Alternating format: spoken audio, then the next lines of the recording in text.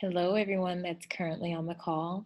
So glad that you all are logged in nice and early. Just want to remind you all to keep your microphones muted for this hour session and feel encouraged to share all of your thoughts and ideas and questions in the chat section. And we'll get started in 7 minutes.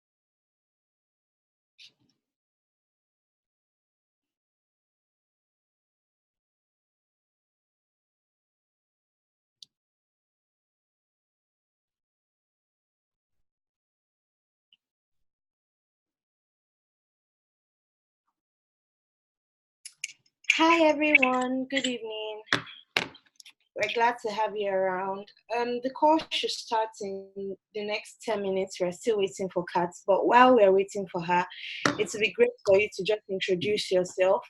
If you check the chat section, there's a little chat icon on your screen. If you click that, you'll see that I've left a message for everyone. If you'd like to say anything at all during the call, please type it in the chat section and I would communicate it to Kat so we don't have too many voices at once. I look forward to an exciting session with everyone. Thank you.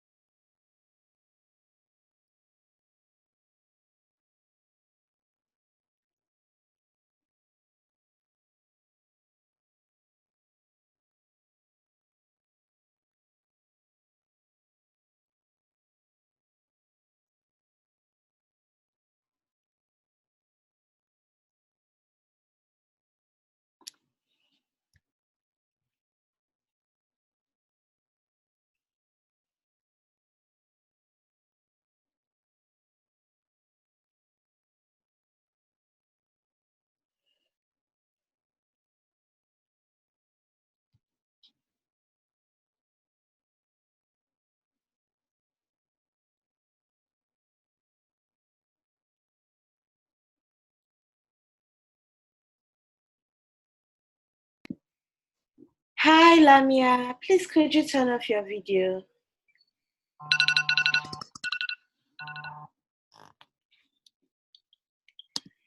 Hi Kat. Hi, can you hear me?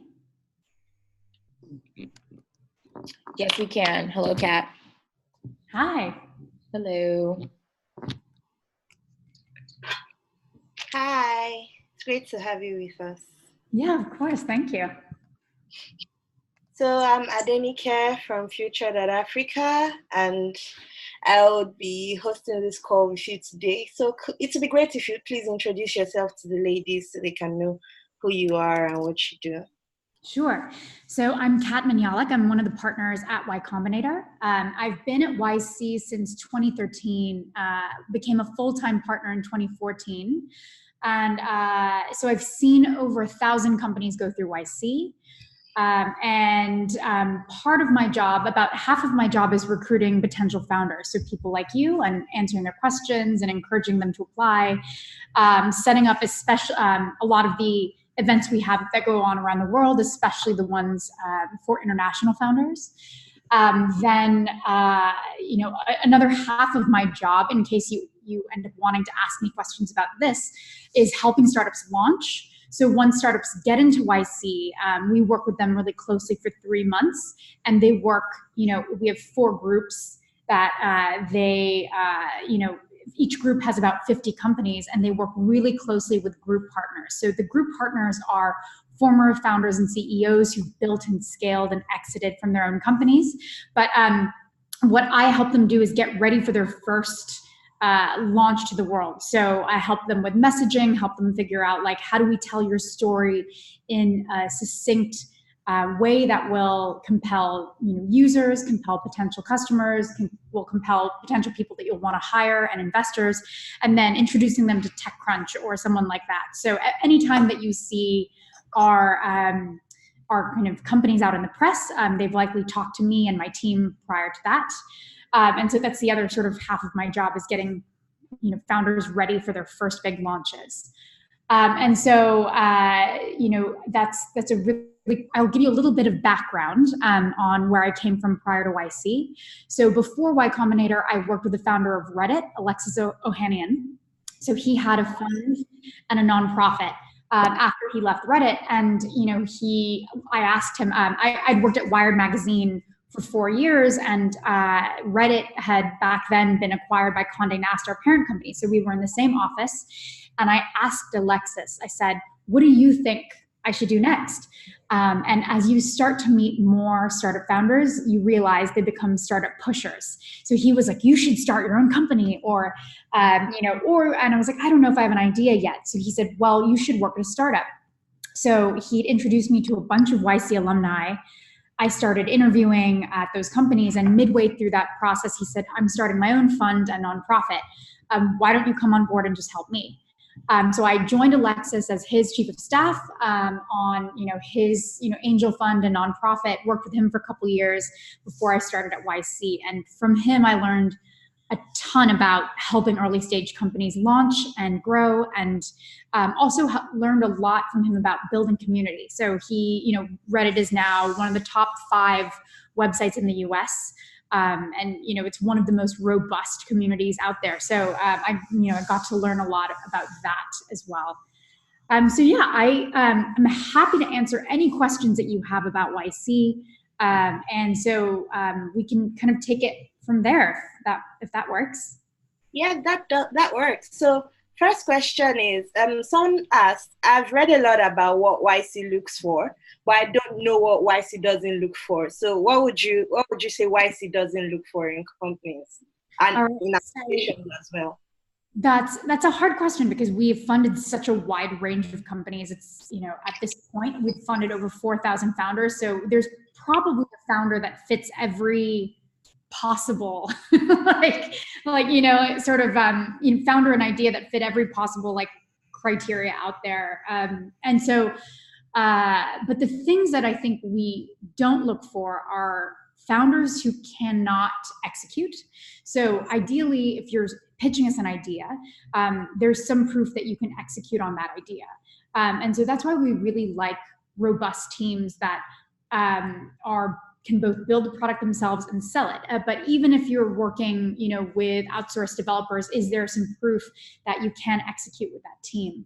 I think part of that is we don't like slow-moving companies and founders. So if you want to start a company and it's but not a high-growth company, that's totally fine. That can be a reasonable business.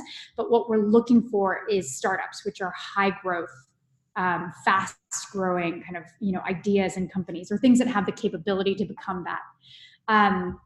And so I think that's the ideas.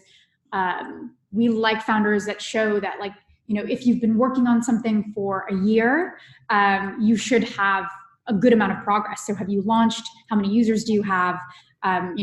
What do you have to show for the year that you've spent on this project? Whereas if you've worked for 2 months, of course we don't assume that you've launched. Maybe you just have a prototype, or maybe you are getting ready to launch a product, or so it depends. We like to see based on how long you've been working on something. We care more about speed than we do traction.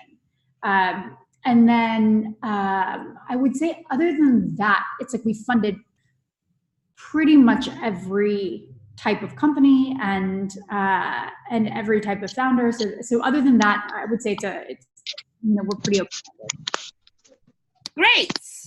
Thank you for that, Kat. Second question says, if I am currently a solo founder, is it okay to put that? I'm currently a solo founder, but I'm working with a developer on small tasks to build our relationship, and this person could be a potential co-founder.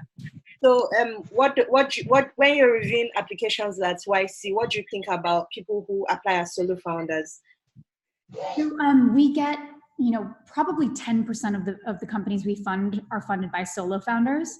We just know that it's really difficult to do extremely well as a solo founder. So if you look at the top 50 companies that YC has funded that are now, worth over 100 million plus, only 3 of them were funded by solo founded, teams, just like solo founders.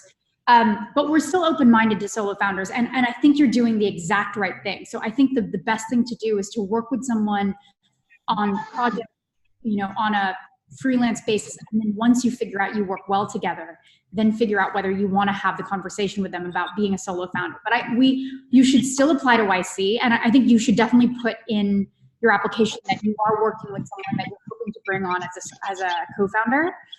Because that's one of the questions if you come in for interviews that will ask you. If you don't have a a technical co-founder or a co-founder will say, hey, is there anyone that you have in mind? And so I think solo founders have to do, if we're being honest, a little more to show that they can by themselves execute on their vision, because we've just seen it be so hard. But we've funded a bunch of companies that have done pretty well.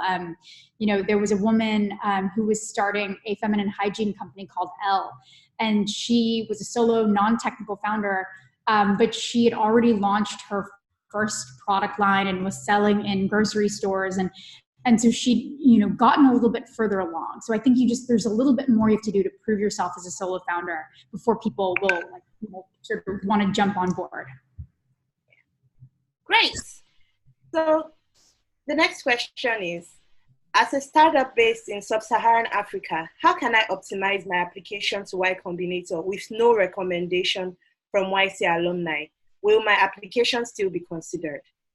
Yeah, absolutely. So we read every single application that comes in, and you do not need a recommendation from an alumni. I think I want to say it's about half of the companies we fund don't have any recommendations from YC alumni, and they don't have any interaction with YC partners or staff. So it's like a pretty open, like a university process. I will say that if you, as a startup in sub-Saharan Africa, the important thing to do is to, really simply describe what you're doing and then give us a little background on the problem you're solving, because obviously the market is a little bit different in sub-Saharan Africa. So you say, this is what the problem is that we're facing today, and this is how I'm going to try to solve it. And I think that another thing to add to the application is like, how big of an opportunity is this? Like, is this $100 million opportunity, $1 billion opportunity? Like how big could you see getting if you launch? Like how big is this as the market, like in the country that you're launched in? Then how big is the market in all of Africa if you ended up taking over the entire region? So I think that's really helpful because it gives us context. And then of course we go to the alumni, our alumni who are based there, and we ask them questions. We're like, is this a problem that you really see? So we get a lot of context, and we have contacts there as well that we lean on. But giving us a little bit of context around the problem and the market is super helpful. Great, thank you for that, Kat. I think the next question that is similar to this is, when are you coming to Africa? Someone had that. So we, the last time we went was already probably 2 years ago or so, over 2 years, maybe 3 years ago. So we're hoping to plan a trip to Africa in the coming spring. So, one of our partners, Michael Seibel, is definitely going, maybe in the February, March timeframe, or maybe after our demo day. So we haven't announced it yet, but we'll definitely email you guys and make sure that you know that when we're going to be there. Awesome. Looking forward to seeing you. Thank you. The next question is, what number of words or characters is best for application responses? There's not I don't have a specific character count or word count, but I would say you can be as succinct as possible in the description of what it is that you do. And so I would say just write like you talk, like make it simple, make it something that anyone could understand, even someone who isn't an expert in the space or the market. And then, have some of your peers, like you're all part of a group here, have your peers read the application and ask them for as brutal of feedback as you can, as they can give. Because as succinct as possible is helpful, because each of us read 800 to 1,000 applications each. So, we're processing a lot of information. So as simple as you can make it and as succinct as you can make it is great. Thank you. Lamia has a question. She says, what would be your advice for someone who interviewed in person before with YC and has now iterated to a new version of the business, working on the same program that acted on feedback? Should the person mention this in the application or just assume it's a new idea? I think you don't need to, I don't think you need to really mention, because we can see your old applications. So you don't need to mention that if it's a totally different idea, then you can just fill out a new application with the new idea, and we'll just assume you've pivoted.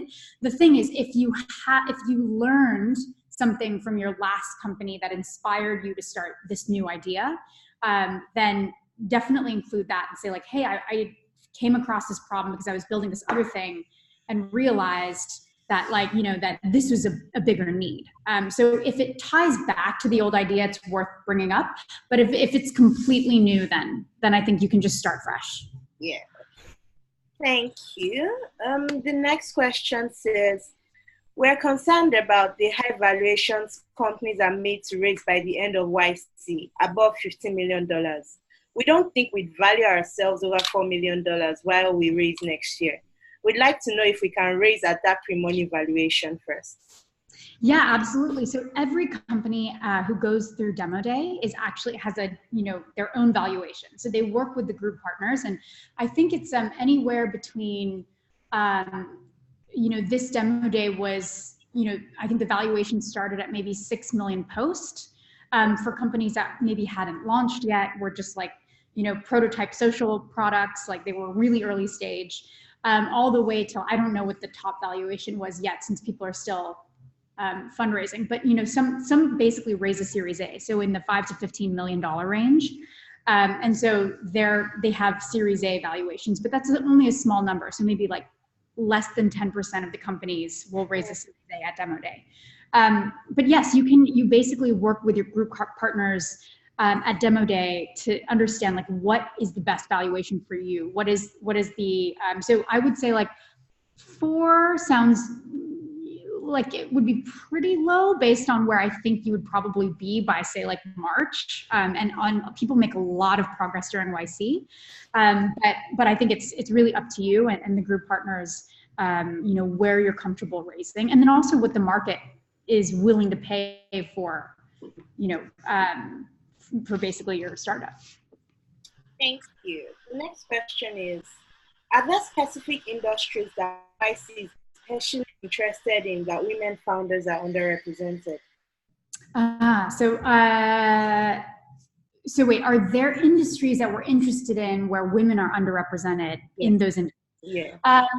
Frankly, I think women are underrepresented in most industries in terms of like the tech categories, tech and building tech companies. So, I mean, like, we see, I think, and I think part of it is because in tech, there's like, for example, in the US, only 18% of graduates from computer science programs are women. So I think that's one of the challenges. But I would love to see women basically tackling every category that exists out there. I think sometimes we tend to see women more highly represented in the life sciences, so biotech, healthcare. Those types of companies often have more female CEOs and founders. Also, we see a lot of women in consumer, so consumer packaged goods products, kind of consumer, I guess like direct to consumer products. But yeah, I think like we definitely would love to see women represented across like every category, more so than they are today. Okay. In a market where data is hard to get, what other metrics does YC look into when vetting African startups?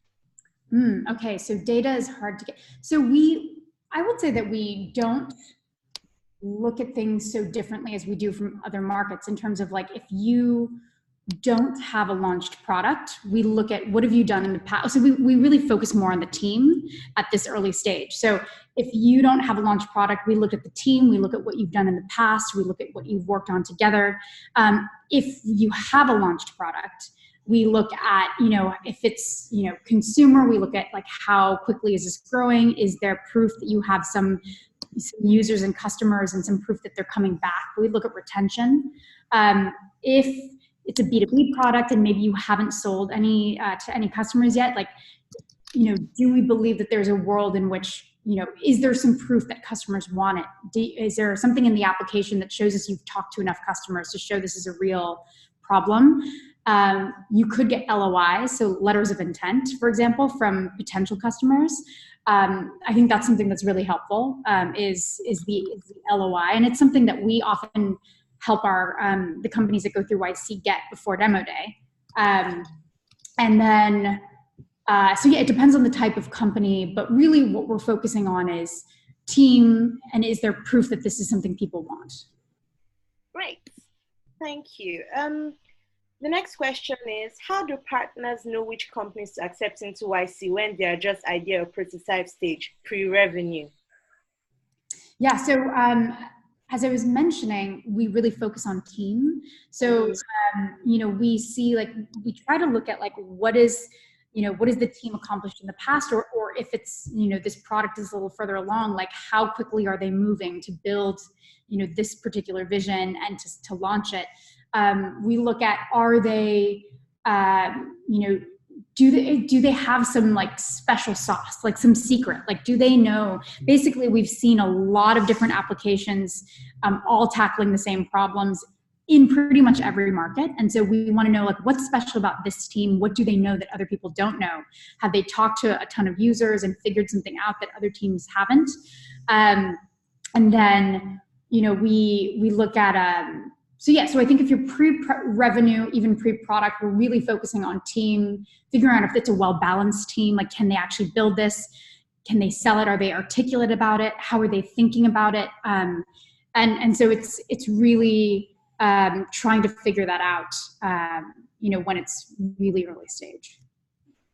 Okay, great. Another person wants to know, what does YC teach that other accelerators don't? What would you say is an advantage of a startup getting into YC as opposed to getting into other accelerators? Yeah, I was just talking to an alumni about this because we had our last dinner from the summer 2019 batch.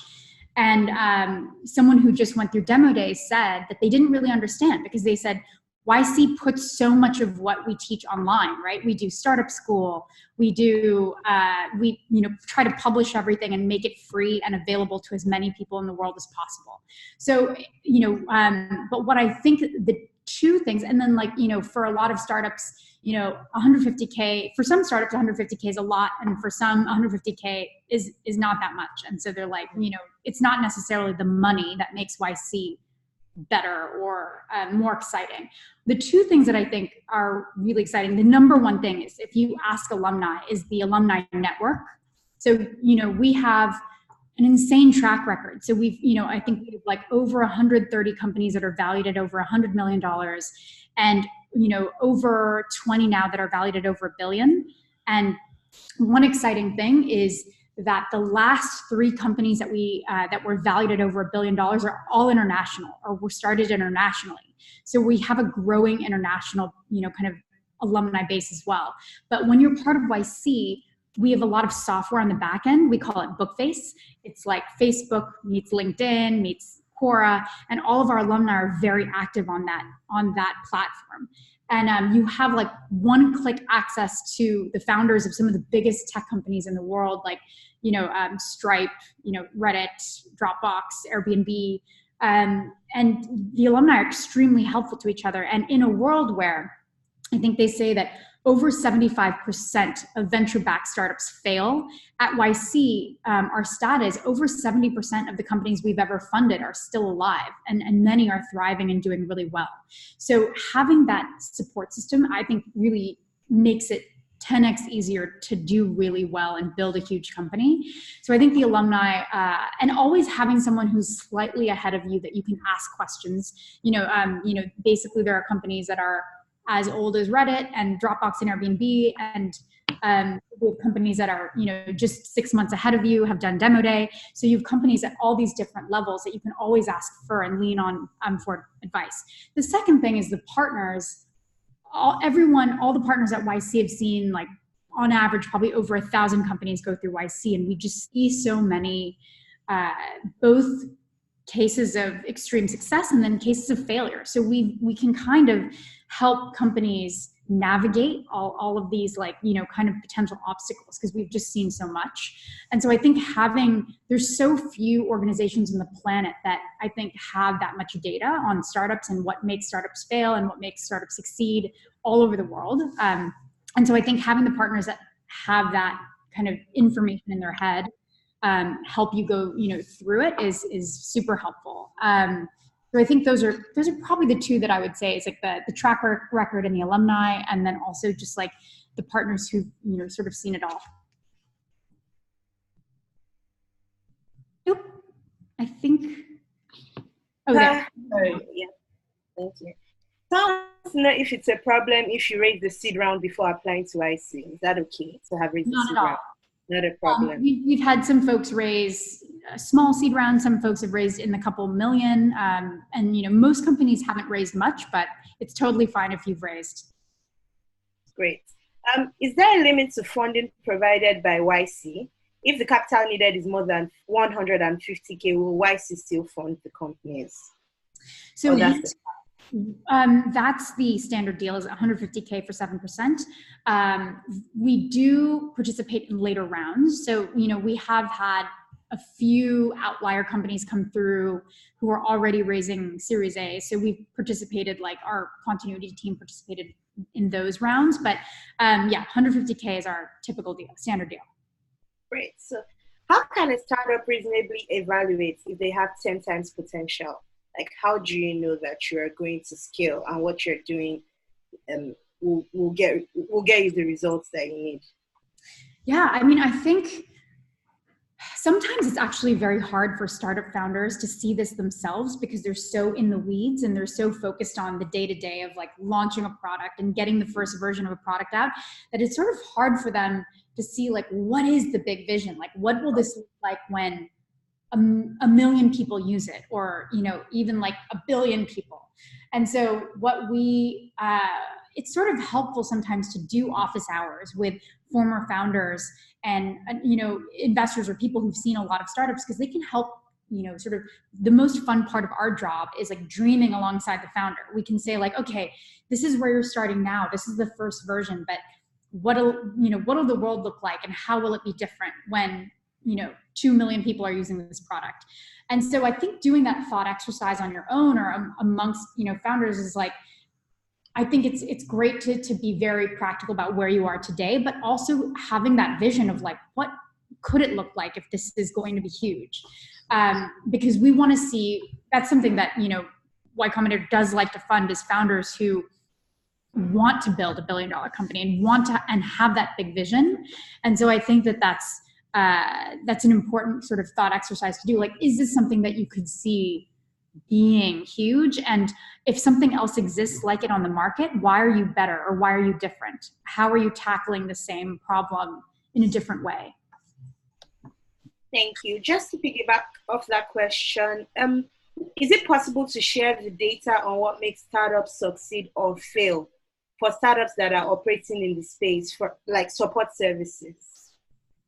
I don't know if we have.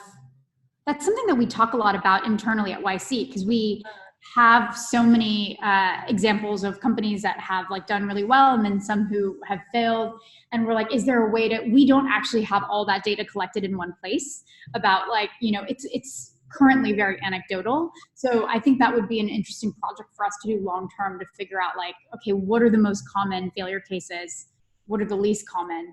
And then, but there are some things that, founders do that are more likely for their company to like fail. So the things that we see over and over again are, one, co-founder disputes. So we like to fund teams where the founders have close to equal equity, because we like to see that all the founders are like equally invested early on, because at the point we fund them, the like life cycle of your company is going to be probably like, between like the life cycle of a company or before you get acquired or exit is like 10 to 12 years now.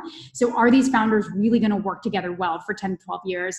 are they all like equally invested? So we see co-founders disputes kill an early company, and that's why it's also important to try to work with your co-founders before you like sign on forever. It's like you have to date a little before you get married, type of thing. And then we also see once founders do raise some money post demo day, we see people who spend money just like totally, insanely, and we say just you should keep burn low. You don't hire too fast. Be really smart about how you deploy capital, because we see people spend too quickly and then run out of money. We see people take too long to launch or move too slowly.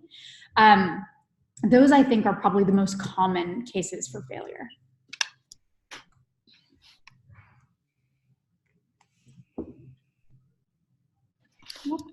Are there any quotas on categories or industries, or it doesn't matter? It doesn't matter. It doesn't matter. Okay, great. Is the composition of the startup teams important, especially board members of the board? The founders really matter to us. Typically when companies apply to YC, they don't yet have a board because it's just the founders. So folks typically don't have boards until they raise a Series A. Some have them at seed, but typically it's Series A. So the composition of the team is very important, the founding team, but other than that, we don't really worry about advisors or other investors or boards. Okay, great. Really important question here. How does YC deal with concerns of inappropriate incidences to female founders by some investors? Yes, so we have, when you come through YC, there's an ethics policy that all founders sign. And then we also have an internal, we have two tools. So one is we just have an internal system where you can talk to any, YC partner or YC's partner who's, basically our HR partner. And if you can report it to us, and we make sure that that investor never gets invited to demo day. And then there's also an investor database that all YC alumni have access to. And so they can, you can kind of warn people if someone is a bad actor through that database. Another thing is we funded a nonprofit that basically you can report through like what happened to them, and then if someone else reports that same thing, then it tells you what your like legal recourse is.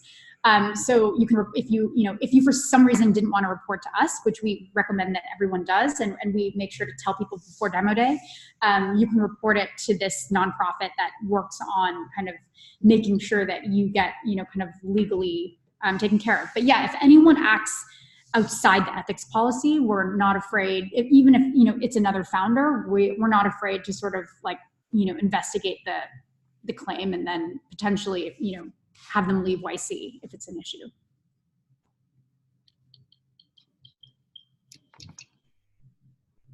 Oh. So sorry. No worries. Are there service businesses that have gone through YC and been successful? For example, consultancies. What would be your advice and strategies for such startups that need funding to grow or raise? Sorry, can you ask the first part again? Are there service businesses that have gone through YC and been successful, like consultancies? And what would be your advice and strategies for such startups that need funding to grow or raise? So we don't really have traditional services businesses that have gone through YC. I would say that what we have had, for example, like Atrium, which is a tech-enabled law firm.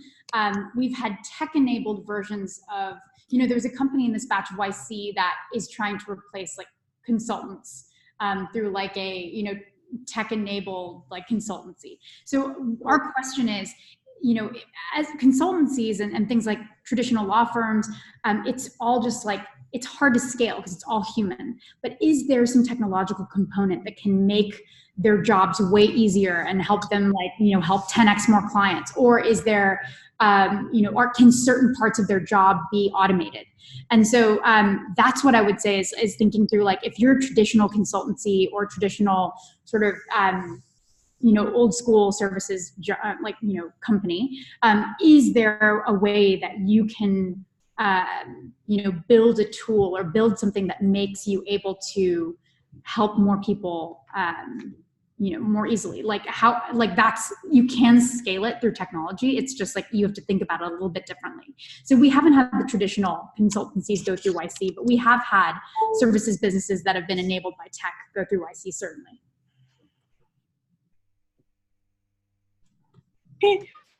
Ruth wants to know, what do you think about a startup leveraging another company's technology or building on their API for, say, a period of 3 to 5 years before they get to build theirs? Does YC fund startups like this? Yeah, we a lot of folks, I think, have used other APIs to build. We funded a ton of dev tools companies, for example, and a lot of YC companies use those dev tools to build their product on top of it. So yes, I think that's totally, we're in support of that.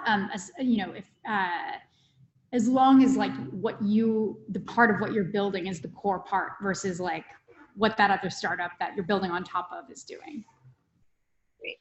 If Ifeoluwa wants to know what you mean by speed versus traction with examples. Sorry, say that again? Ifeoluwa wants you to explain what you mean by speed versus traction with examples. So traction, a lot of people think they need traction before, they need traction as in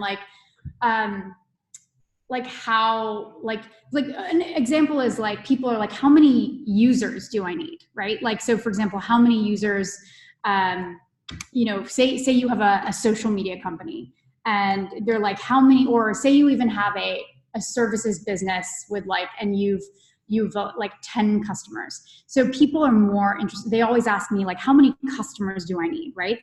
If you are, 4 months old and you've launched and you have 10 customers, that's pretty good. But but what we care about is how many customers or what revenue, what percentage is it growing over time. So at YC, what we shoot for is to have you grow 7 to 10% week over week. If you're a consumer business, or if we'll have your revenue, it's usually either revenue or users. We're hoping that we can help you grow 7 to 10% week over week. So we care more about speed, how fast you're growing versus total number of users or customers, because you could be around for 10 years and have 10 customers, and that's not exciting. But you could, if you're around only for a few months and have 10 customers, that's amazing. And that's what I mean by that. We don't care about absolute numbers. We care about speed that you're growing, or the showing essentially that you can move quickly. And that said, only about 40% of the companies we fund have a launched product. So in the last batch of YC, 60% of the companies we fund didn't have a launched product. They were prototypes. They were, they might have long lead times. So enterprise, sales companies or biotech companies. So if you don't have a launched product, it doesn't matter, right? And so I don't want people to think that they need a launched product and customers before they apply to YC. How do you assess speed for startups going through iterations and research and development? Yeah, so what we look at is we look at the amount of time you've been working on something. So say and it all is dependent on what type of company. So, but we look at the amount of time, and based on, all the companies we've funded in that space or all the applications we've seen in that space, we sort of look at okay, you've been working on this for 3 months and you've done customer development, customer discovery, and you have a prototype. That's pretty good.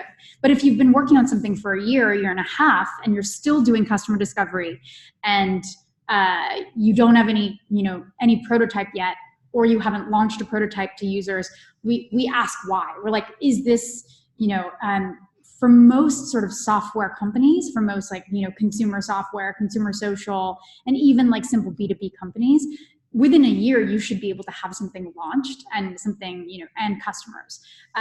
Of course, if it's something like a hardware product or a life sciences company, a year is nothing. So it really depends on the type of company, but also we look at compared to all the other companies in your sort of vertical, how quickly are you moving, and how quickly are you moving to like launch an MVP and to get it in front, even if it's not perfect, getting something simple in front of your early users.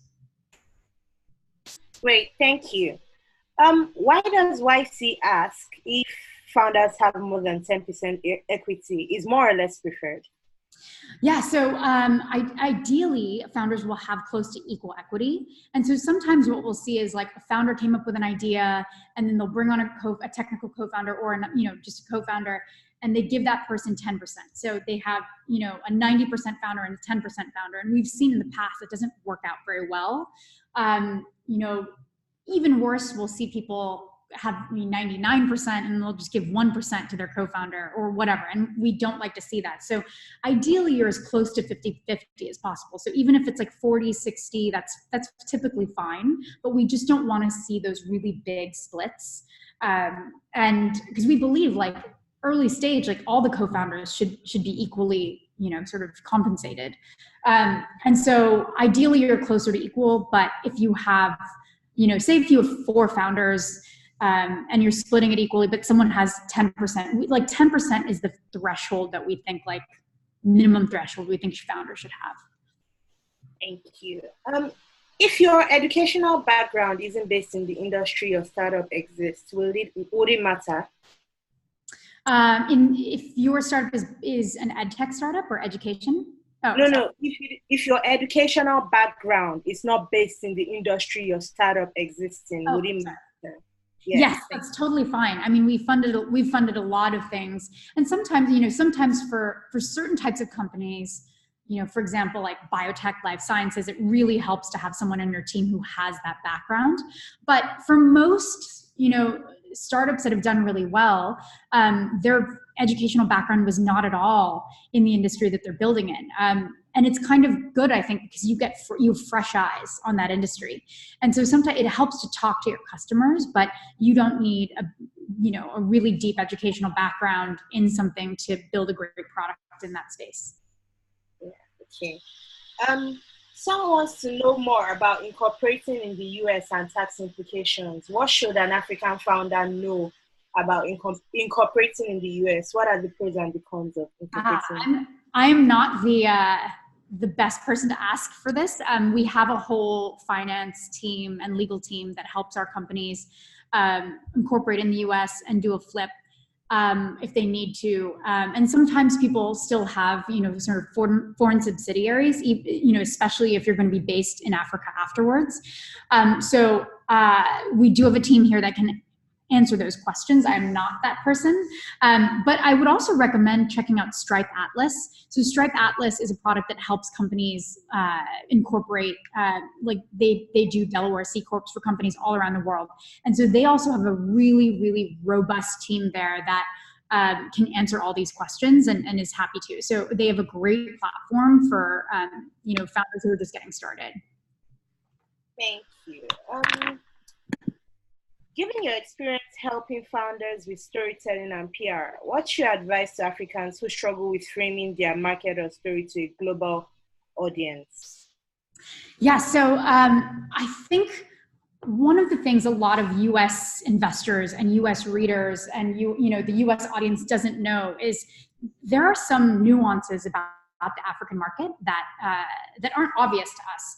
And so I think being able to, everyone should start when they talk about their startup, give us the one-liners, like, what do you do? Because then you give us the context of what you do up front. And that one line, 1 or 2 sentences about what you do should include what you're building and who you're building it for. And then after that, I think you could do, a couple sentences that talk about, like, here, in Africa, this is what it's like today. And to show how big of a problem it is.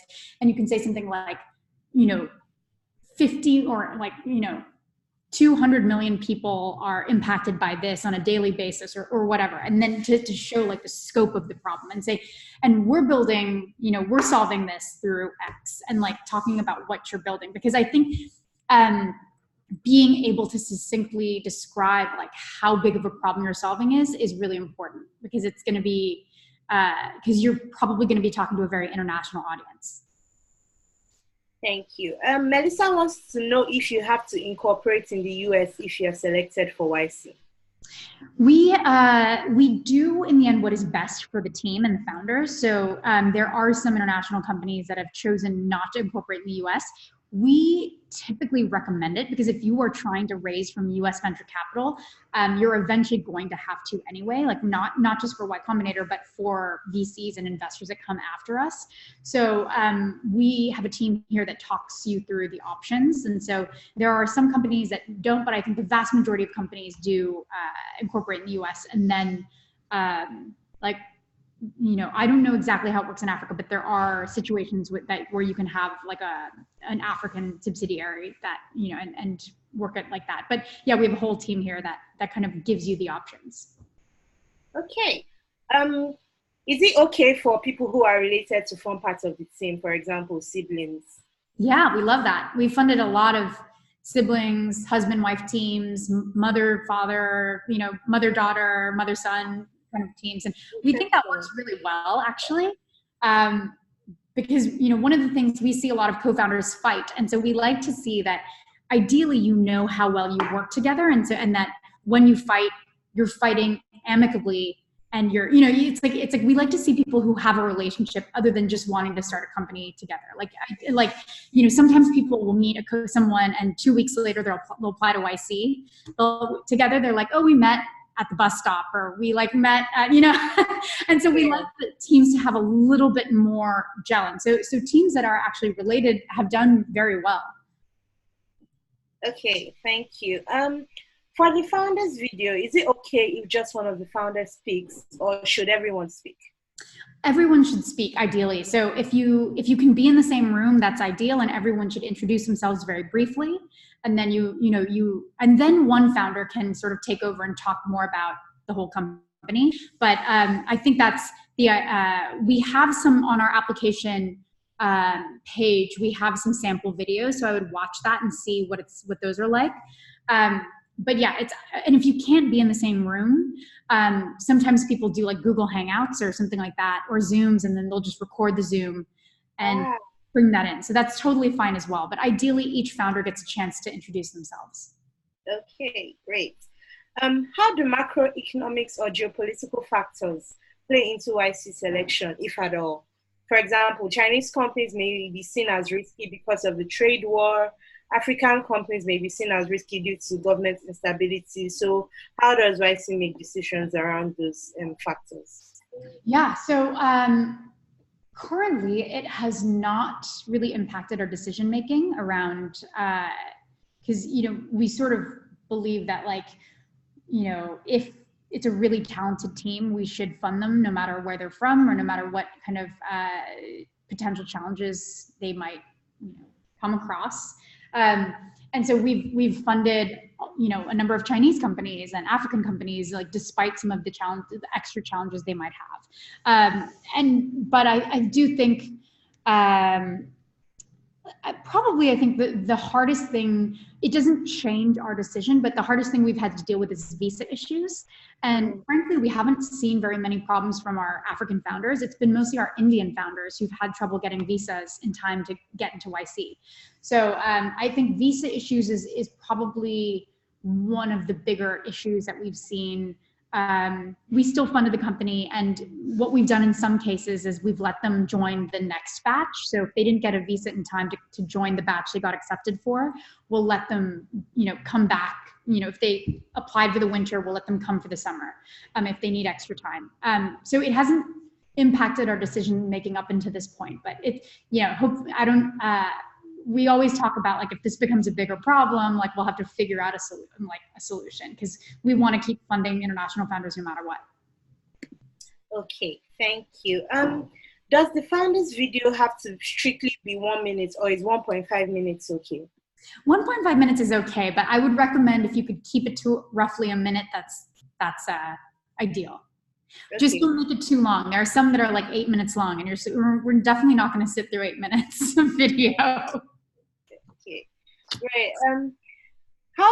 How do founders communicate cases where visa issues impact a company's traction for a few months? I think it's I don't think it wouldn't impact. I think we basically work around whatever restrictions you have. So like, for example, if we invite you to interviews, but you can't make it to interviews on this, specified dates because of visa issues, we will hold, an interview for you later in the cycle. So we work around whatever. Like, I don't think you even need to bring up visa issues in your application. Like, that's something I think once you're offered an interview, you can talk to our team about it if you're having visa issues, and we'll work around them to get you interviewed and then go through IC. Okay, thank you. What needs to change for African female founders to compete on a global scale, like to thrive in the global startup industry? Yeah, I mean, I think one of the things I think is, and it's already changing, is like a challenge for all African startups, right? I think one of the challenges at first was convincing investors that Africa was a good place to invest in.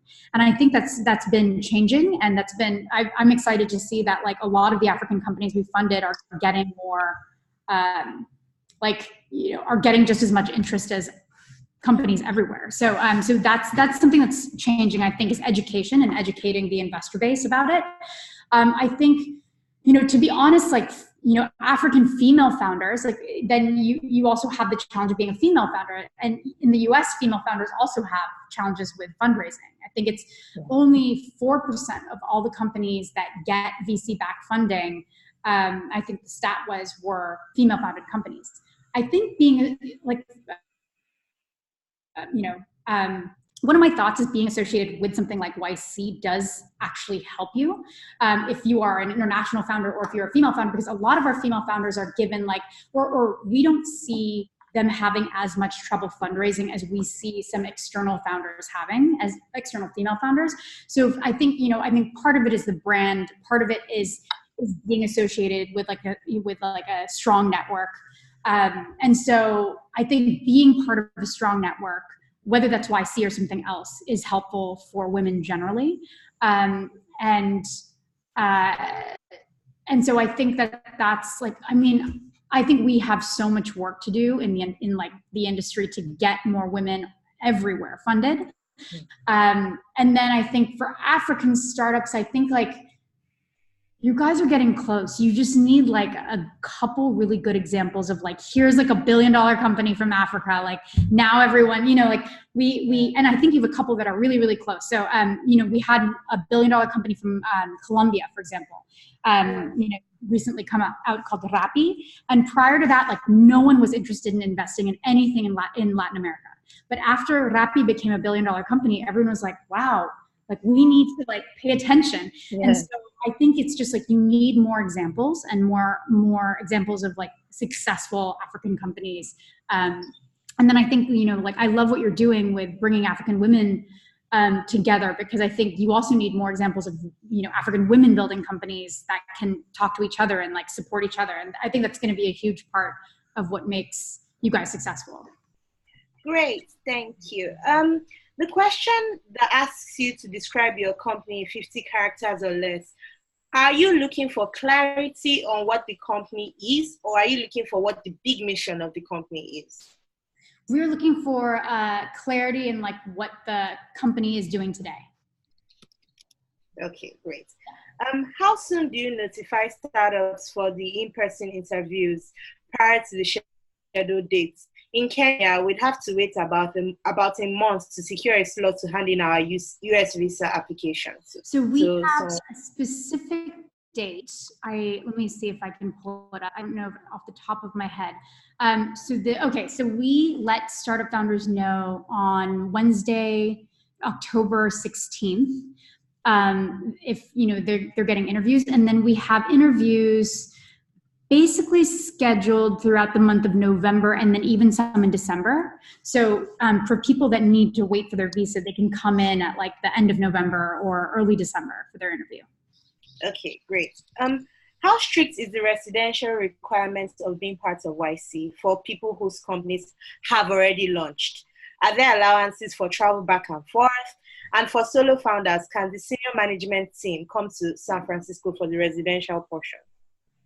Yes, so we recommend you try to spend as much time as possible in the 3 months here, because you're building relationships with other founders, with investors. But a lot of companies that already have something launched in another market, they'll go back and forth, or if there's co-founders, maybe the co-founders will switch. So one will stay back for a couple weeks and then they'll switch and do a couple weeks. And we've seen a lot of different structures work. So it's not super strict, because we really think that you should be doing what's best for your company. But we also do recommend you spend as much time as you possibly can here to make a lot, as much as you can of the network and everything as well. Okay, great. What do you think are the key differences between male and female founders? So I think, at least in the US, or like and actually it's interesting because I've talked to male founders from Europe, and they actually say the same thing, that American men are just very confident, like they're overconfident, and their confidence might even stem from like nothing. So they walk into the room and they say, like, we're building this world-changing product, and like, you better get on board, because like, we're building this billion-dollar company. It's going to change the world. It's so exciting.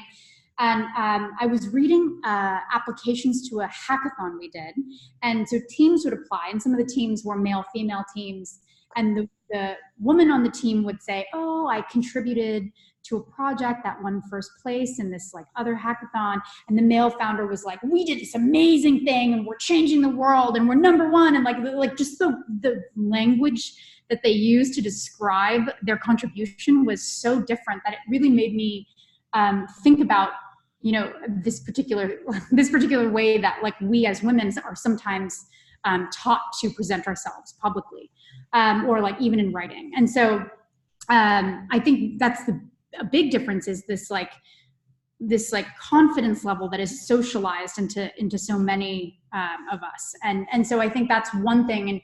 And but I think that's something that you can sort of, and so it's funny, the male European founders say, we're uncomfortable bragging about ourselves like the American men brag about themselves. And I was like, you sort of have to get over that discomfort, and you have to just speak about your company and yourself in these terms, because these American investors are so used to hearing this like overblown language.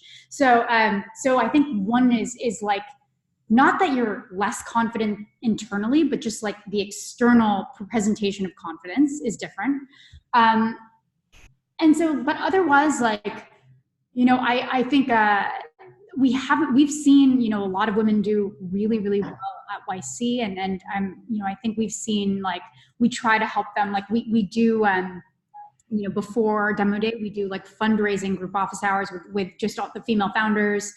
And we talk through all the questions that they have, around like, if you have a male-female team, how can the co-founders support each other when they go into meetings? Sometimes, even if the woman is a CEO, the investors will ask the man the question, and then how do you balance that communication as a team? So there's a lot that we kind of work through.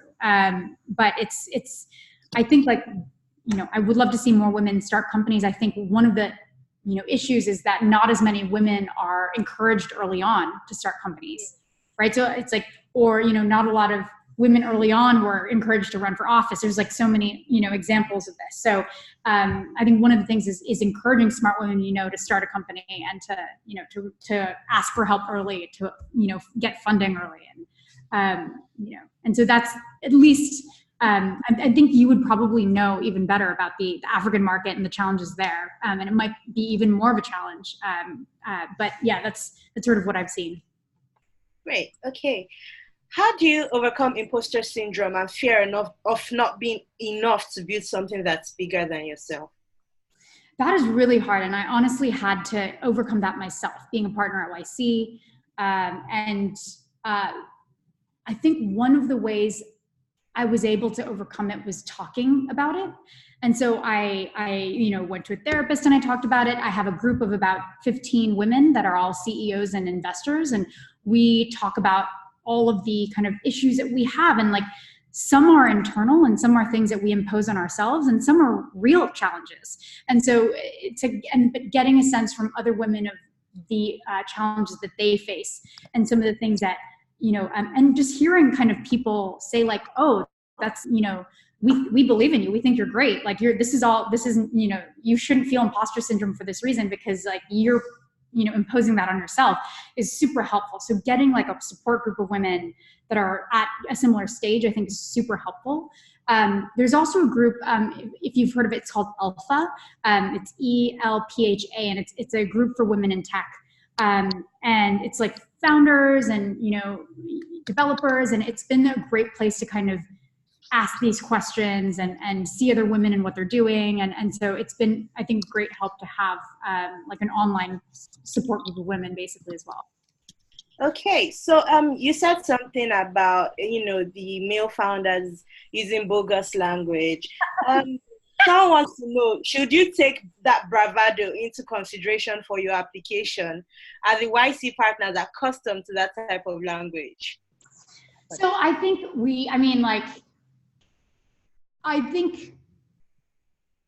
I think one of the things is, don't undersell yourself. So you don't have to use bogus language, and we can like people hopefully can see through that, right? But definitely don't undersell your contributions or what you do or what you've learned.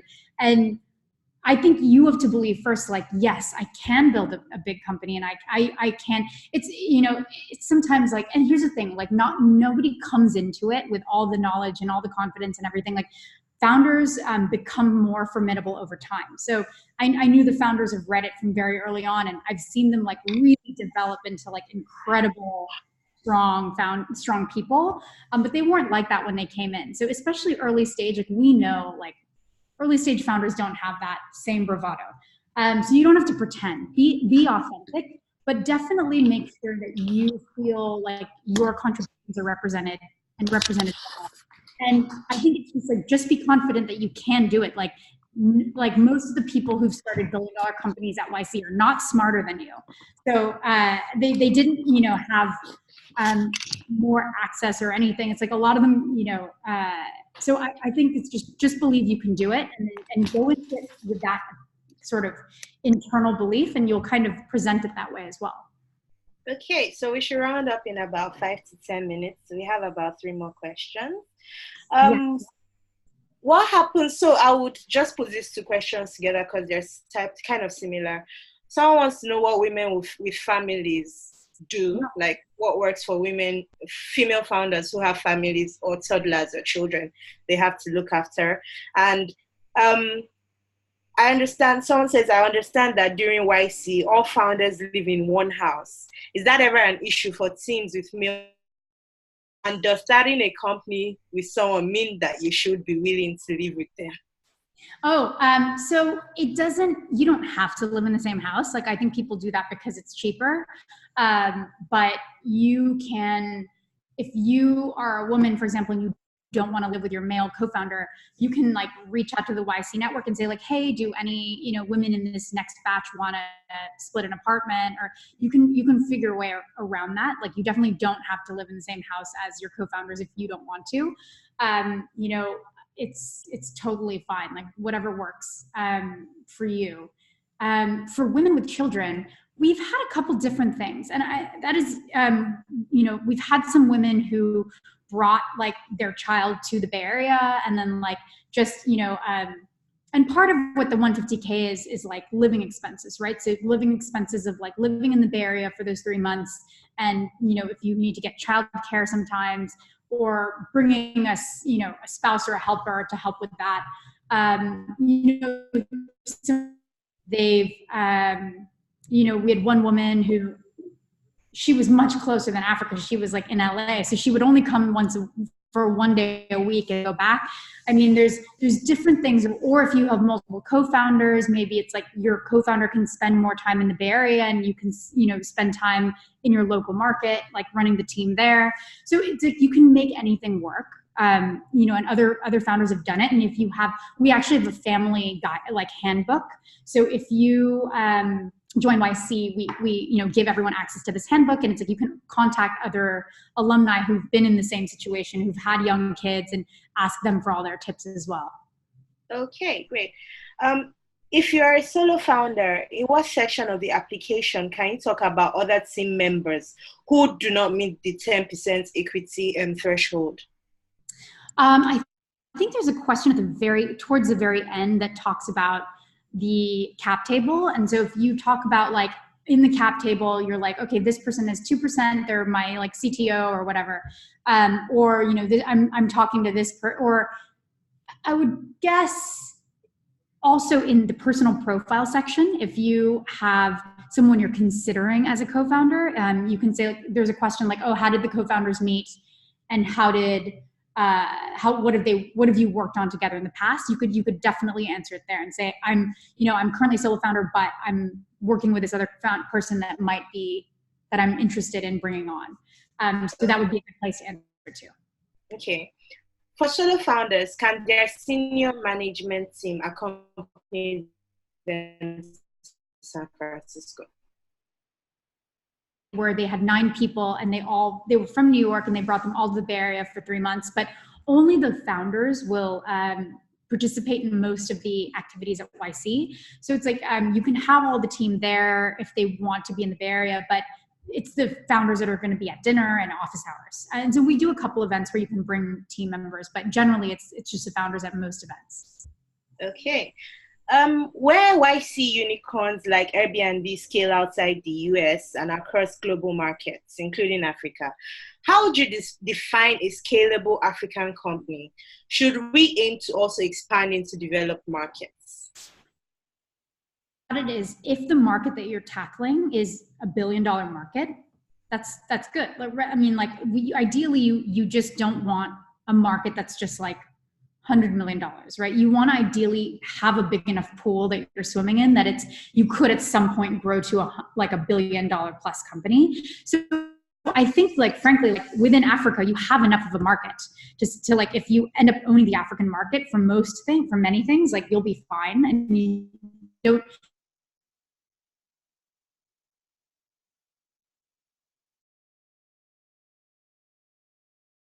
Of course, I think there are some examples where you could easily decide that you wanted to expand to other markets as well, but it's not something that you would worry about in the beginning. Okay, great. Final question for you. What do you love most about being a female partner at YC, and what don't you really like? Okay. I love the people that I get to work with. I mean, I think like the people that I get to work with are just exceptionally smart. They're really kind. They're super helpful.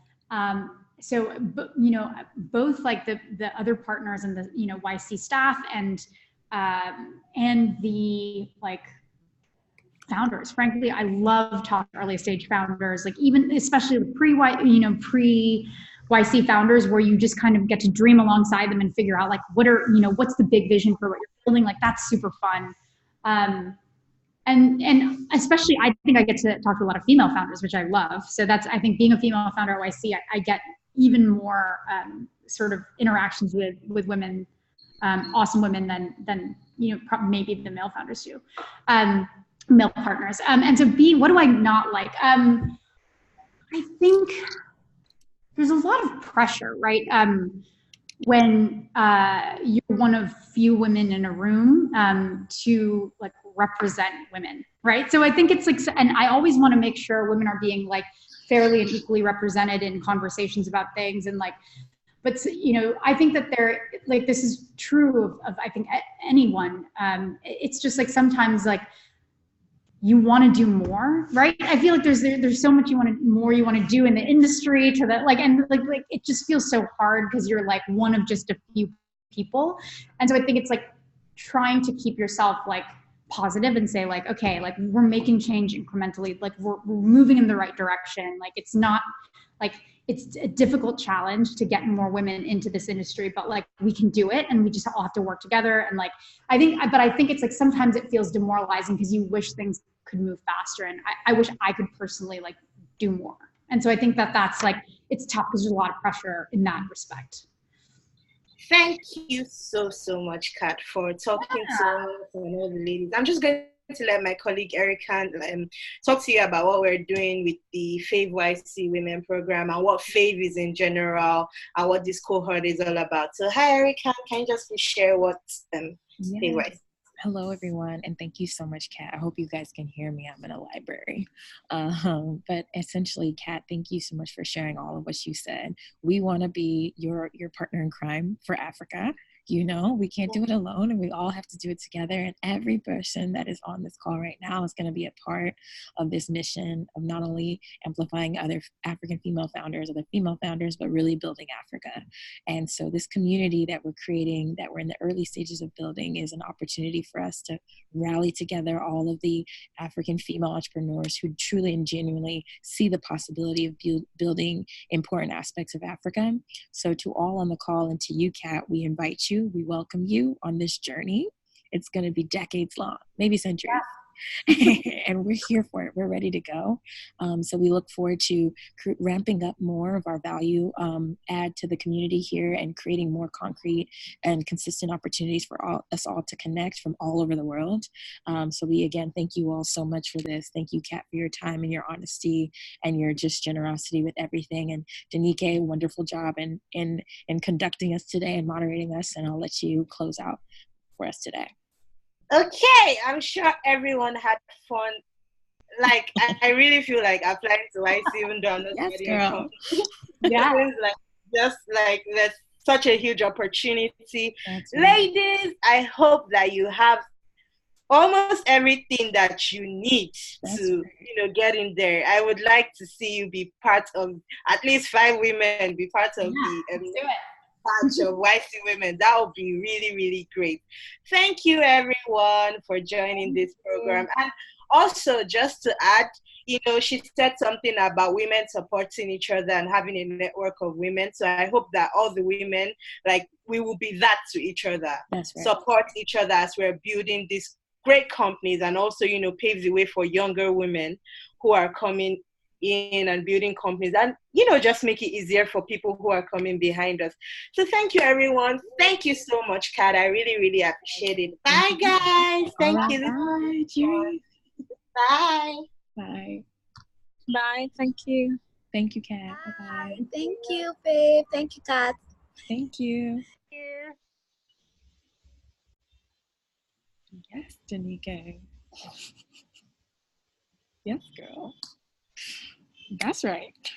Yeah, I was trying to send a message to everyone.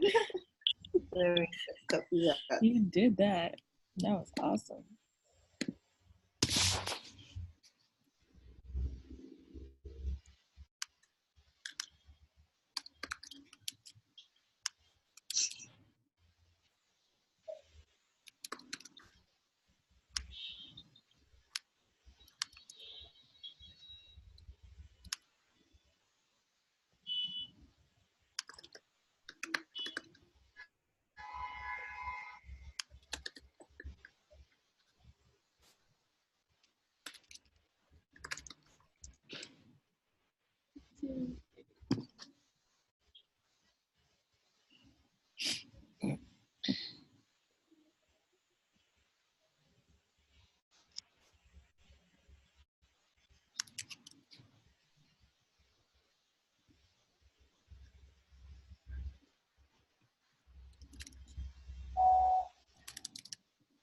Oh, I sent that privately.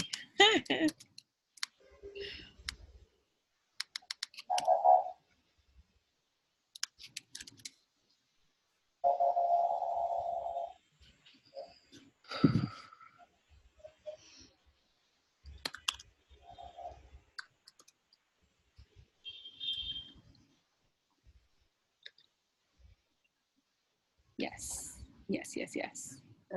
Thank you.